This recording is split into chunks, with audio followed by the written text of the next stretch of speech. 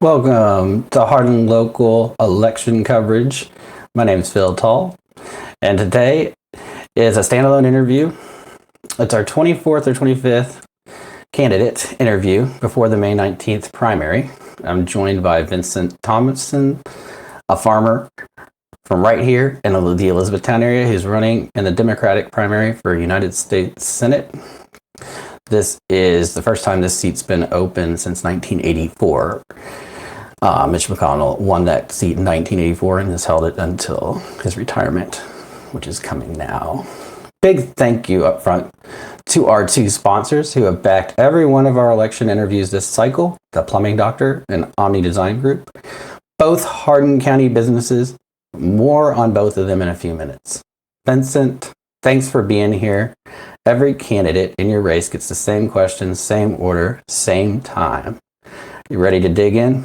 Yes, sir. Appreciate you having me. I'm sorry about, I know I'm supposed to have this done earlier, but I'm just glad to get the opportunity to do it. All right. Let's get you front and center here. It is all good. We'll get started. This first question you have 90 seconds on. And we know you're running for U.S. Senate, so we just want to know, why are you running for U.S. Senate? So it was a couple of reasons. I've practiced this speech multiple times, but the initial reason I decided to run was my wife passed away in 2020, and she had been battling congestive heart failure since 2015. And we were doing everything we could to get her taken care of, and they put a what's called an LVAD in her chest and through surgery, and ended up having some complications with it. Well, after that, that's over a couple of years, and then she was told by her doctors that she needed a heart transplant, plain and simple.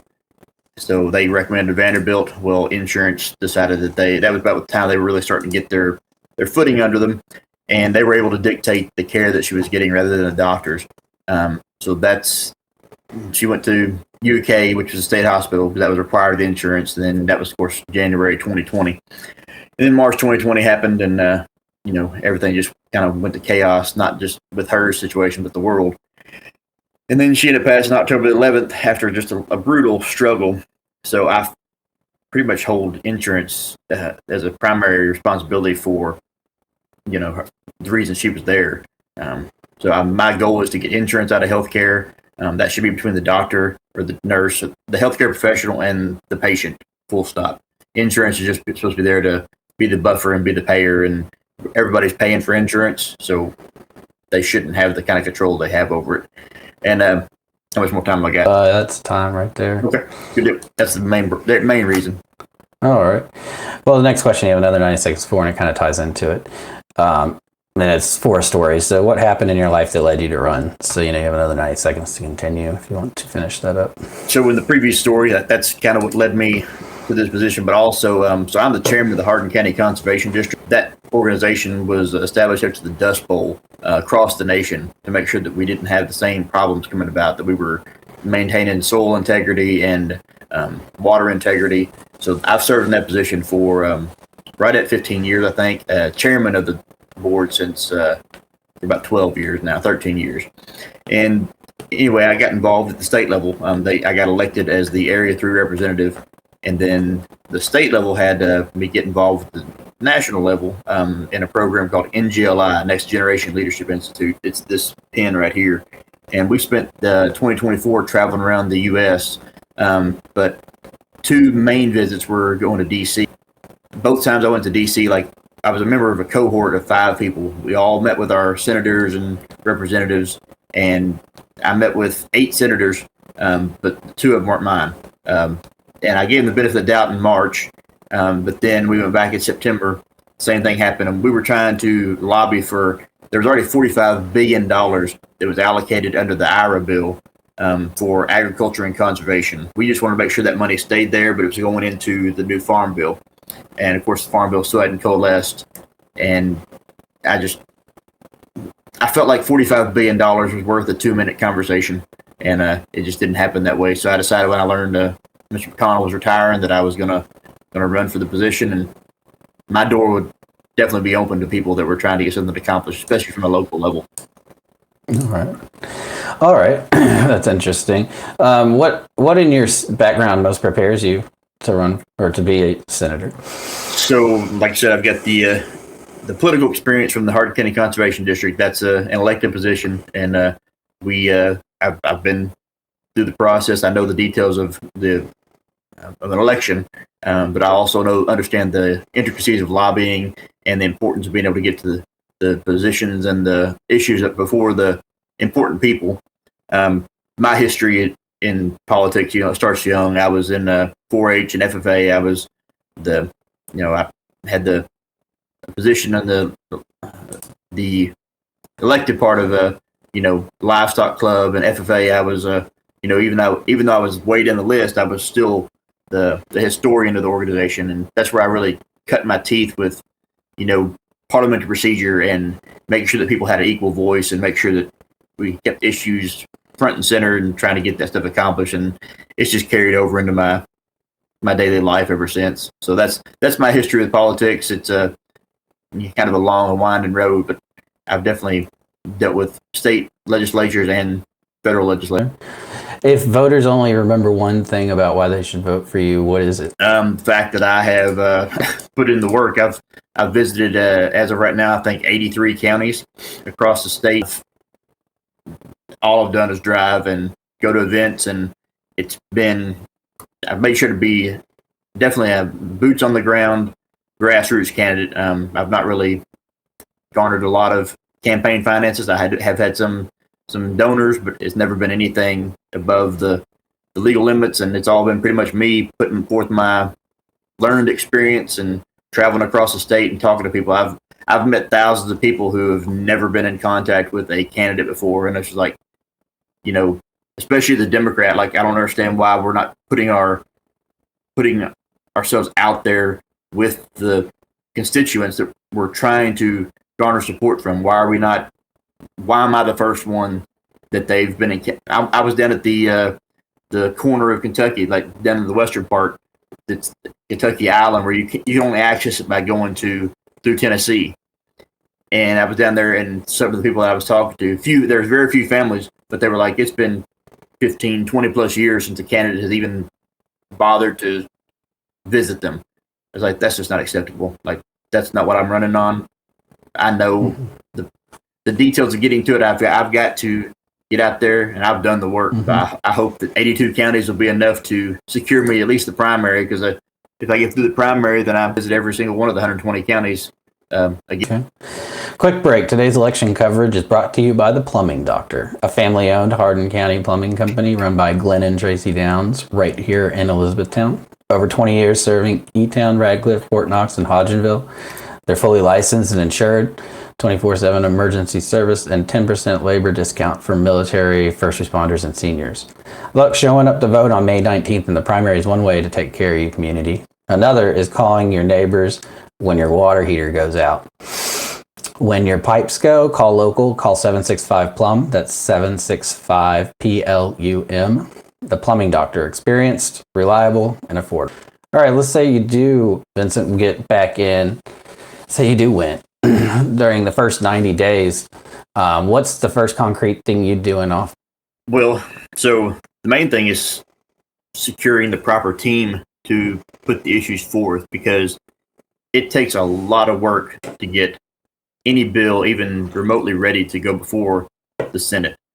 And most people probably don't know this, but a lot of these bills kind of come in prepackaged, and then they're just edited, because there's nothing like, people want to give lobbying a bad name, but there are many organizations that are lobbyists that are not moving the needle, swaying the discourse so much. It's just a matter of, it takes a lot to get together. We have 7 million people in the state. Like, it's very hard to get to those issues individually. So you work with these little organizations that are bringing people together. So getting those coalitions together to bring forth bills that are going to be impacting everyone across the state. And that's why it's so important. Like I said, with me going across the state, visiting 82 counties, like, I still haven't gotten the details from every county, but I've proven time and again that I'm going to find out where the information is and which information is credible and which is not, so that I can put forth into decent legislation. All right. The next two questions I'm going to combine because they're both 30-second questions, and they're both related. First part of the question is your campaign self-funded, donor-funded, or a mix? And then after that, where should voters go to learn more about your campaign? So my campaign has been pretty much self-funded, with just a very small handful of people who've decided to contribute. And those are people that kind of believed in me and been involved with me since I was at the national level with the National Association of Conservation Districts. So it's pretty much been me taking care of things, and that if should I make it through the primary, that will definitely change because, both parties don't put their backing behind a candidate until after the primary. So it's been like trying to get cream to rise to the top. Who can do the best with what they're given? And then once the money is freely available, well, then it's time for me to get staff. And then, I'm sorry, what was the second part of the question? Where should voters go? So my main platform has been through Facebook. If you've ever met me, you typically get a card from me. It's got a QR code, but it goes to Vincent Thompson for U.S. Senate Facebook. Also, that's been my platform where I show not only the videos that I've created, like through TikTok and doing different events across the state, but people have shared from the audience what I have spoken on, different, questions just like these, where they find out more about me. And then I've done some small writing projects on there talking about things that are concerning me of the day. But, it's just been such all-consuming doing the campaign on its own that it's just put together as best I can put it together. And then also my phone number is freely available through there, so I'm open for any conversations. Okay. We'll make sure that's put out there on the edited version of the video. Before we get into the U.S. Senate specific questions, a big thank you to our second sponsor today, Omni Design Group. Omni is a second-generation builder based right here in Elizabethtown. Josh Branningham and Corey Jewell, born and raised in Hardin County with deep family and business roots in the county. They handle new construction and remodeling across, I lost my place, residential and light commercial. Any size home, any size arena. No project is too big, no renovation is too small, and no idea is out of the ordinary. They are the team that built the first storage container commercial structure in Hardin County over at Heartland Mini Golf. So if you got to build a remodel or an outside the box project rattling around in your head, call or text Corey at Omni Design Group, 270-769-8339. That's 270-769-8339. Corey at Omni Design Group. Locally owned, locally built, custom think. All right, Vincent. Let's get into these U.S. Senate questions. They're race-specific questions. You have 5 of them. You have 2 minutes on each. If you don't use up your time on one, you can use it on another. And we'll just start with a question about the open seat. So the first time since 1984, this seat in Kentucky is now open. It was Mitch McConnell's seat, which he held for 42 years. Whoever wins this seat takes a 6-year term representing the entire Commonwealth in Washington. What makes you the right person for this seat at this moment, and what would you do differently than the senator you're replacing? So I think when McConnell went to office decades ago, he put on a master class on how to get out and reach the public. And I feel like I've kind of followed in his tracks on that regard, where I've actually been going out and connecting with the people, especially in the counties that are tremendously underserved. Eastern Kentucky, far western Kentucky, it's just they haven't really had somebody come out there and put the time in to get to them. So during my first 6-year term, I plan to not lose that connection, because I feel like I understand the reason why it happens, but going up there and pulling away from those that put you in office and then not returning, like there's so countless stories that you can hear about where McConnell made these promises here and this promise there, and then we can have our own stories about Fort Knox, and I get the complications of it, but you're up there in DC for maybe half the year, 6 months, so you got to go up there and take care of business while you're there. But when you come home, you've also got to be going around everywhere. It's supposed to be a full-time job. It's not supposed to be that's your 6-month job and then you're on vacation for 6 months. You got to come home. I've got to get down to Union County, or I've got to get down to Pike County. From this point in our state, it's 4 hours either direction to get anywhere in the state. And I get that's a long way to drive, but that's part of the job, and that's what I'm going to be doing. Go up there, take care of the business I can get done. People that are going to be visiting there, the lobbyists, put forth bills that are going to be not only beneficial for companies, but beneficial for individuals to have what they need in their daily life. Because so many people across our state, especially, just do not have the security that they deserve as, basic American citizens. All right, the next question is about energy transitions and coal communities. Eastern Kentucky coal communities have been hit hard by plant closures and depopulation, while at the same time, 3 major utility-scale solar farms came online in Kentucky in 2025.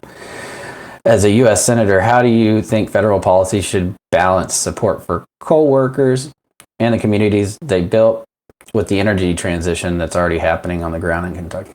So I worry about the way that energy transition has gone in the state. I'm not anti-solar, but I'm not particularly fond of solar on productive ground. We've already got so many acres in every county that are essentially brownfields. Like, if we're going to put effort into solar, which we need to, it needs to be in commercial and industrial businesses on their rooftops where they're already in zones that are prepared for some of the eventualities of having solar on the ground. Putting them out in farms, and if you're a farmer and that's your business, that's your property rights, you could do that.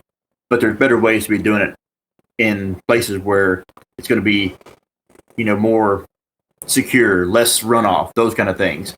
And I get why the solar companies are trying to go out to the farm, because you got this pristine open field, it's flat, and you're trying to draw in sunshine. But we've got models across the world for rooftop solar, parking lot solar. Like, we have plenty of places across the entire state where people would love to have some type of shade over their car, which would also be beneficial for drawing in solar energy. But as far as the transition from coal, there's been quite a bit of work going into that, where they can. There's been some programs that they can get involved with education, but it still hasn't been thoroughly pushed out throughout most of those counties. We're going to have to put some more dedication into helping these people with their transition. I've been involved with the transition from tobacco and agriculture, from tobacco into other commodities, and I feel like I've got a particular insight into how to do those transitions, especially with funding. All right. Next question is about disaster recovery and federal aid. In 2025, Kentucky took 2 federal major disaster declarations, one for the April storms and the flooding that hit central Kentucky and 30 plus other counties, and one for the May tornadoes across western Kentucky. As a U.S. Senator, how do you see your role in disaster recovery, working with FEMA, the White House, and your counterparts in Congress, so that Kentucky, in the hardest hit places, actually gets the help they're owed? So I think FEMA does a pretty good job in what they do anyway. They've got pretty good regulations, and there typically is enough money allocated. Of course, that's not just allocated through federal government, that's allocated with, state legislators, the governor saying, hey, this really is a problem area, put this money there.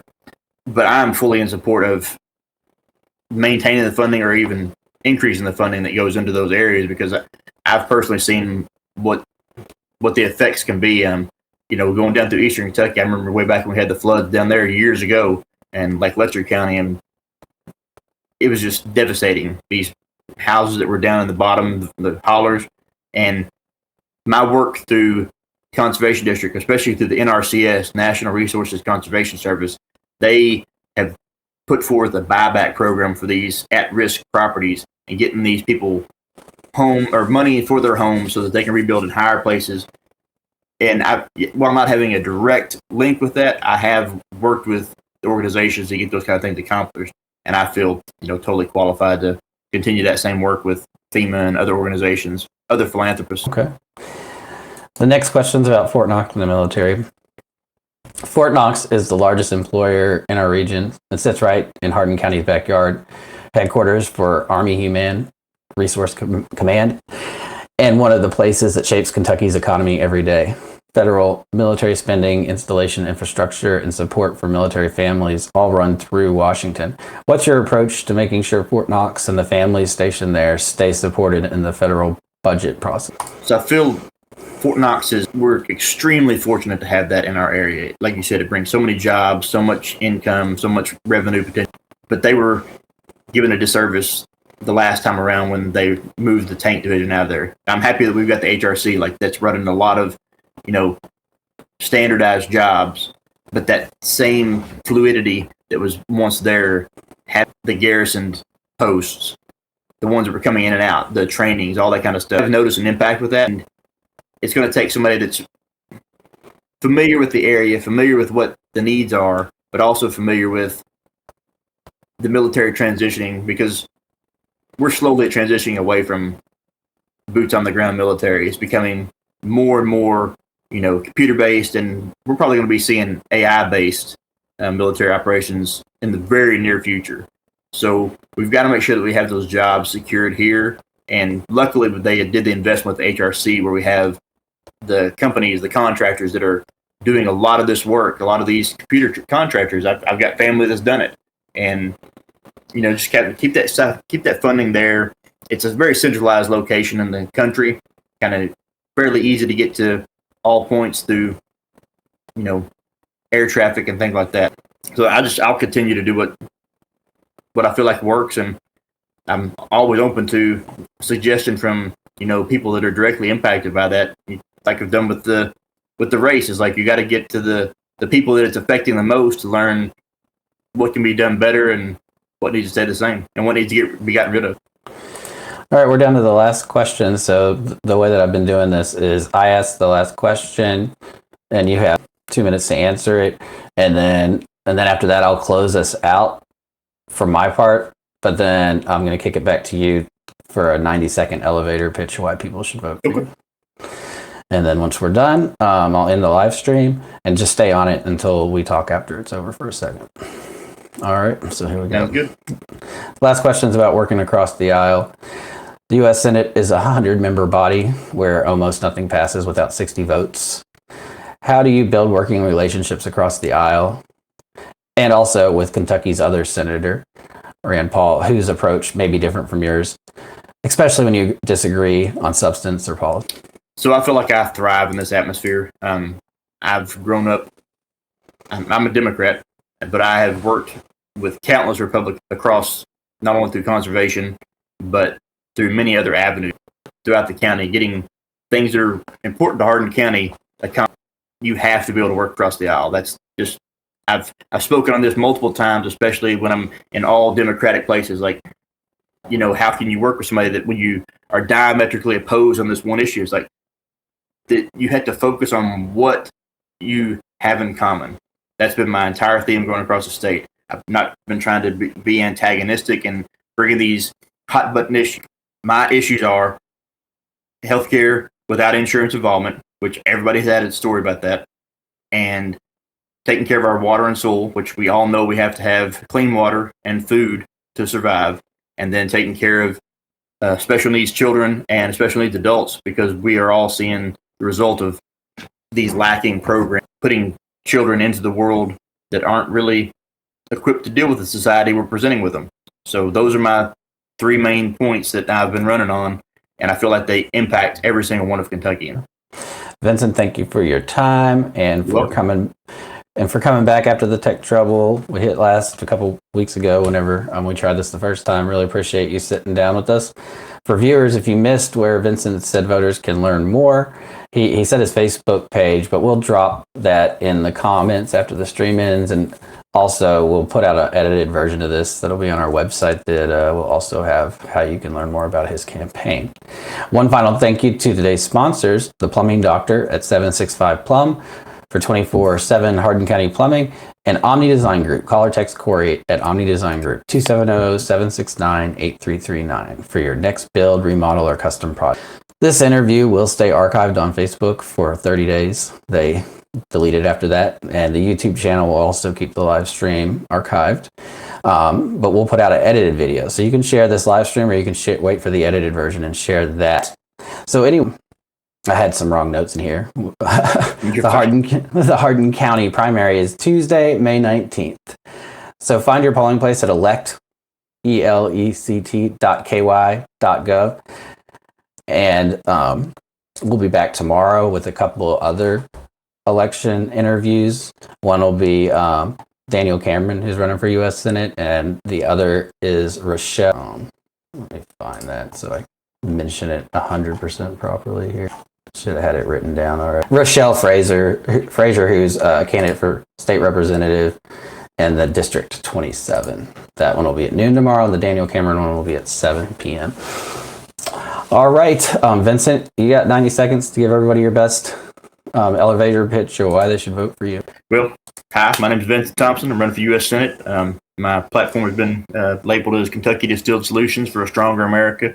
I feel like I've got the adequate qualities to be put forth to get things accomplished in the state. We seem to have representation for, more wealthy individuals and a lot of people across the state, as I've learned, but also knew prior, really haven't been brought along for the progress that we've made as a country. So our goal is to take care of that. But I've talked about it before. You may have heard it, that insurance is a primary contributor to why my wife passed away in 2020.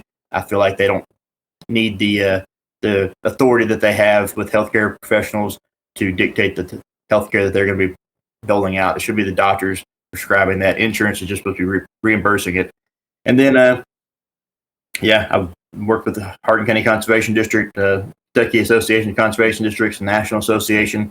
My primary life work has been conserving our soil and water, and as Kentucky has been a karst system, we're directly susceptible to issues when it comes to water safety. So this is just subject near and dear to my heart. And then my third pillar of my campaign has been that special needs children really need to have ease of access and early access as quick as possible to get them prepared for the world that we're living in. My wife is a special needs teacher. My daughter has special needs. So that's near and dear to my heart. It's not just something I'm campaigning on. All these issues, I've lived them, I've breathed them, and I'm running for U.S. Senate. Vincent Thompson. I would appreciate your support in the upcoming May 19th primary. Thanks for having me.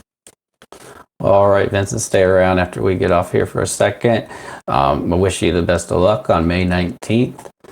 And Hardin County, we thank you for joining us and watching this video. You can learn more about the election coverage we're doing for the primary on hardinlocal.com. At the top section of links, there's a primary election button where you can click and watch all our videos that we've done. We've done 25 now. Have a couple more. So we'll see you tomorrow with Rochelle Fraser and Daniel Cameron. Thanks for having me. Yes, you too. Have a great day, Hardin County.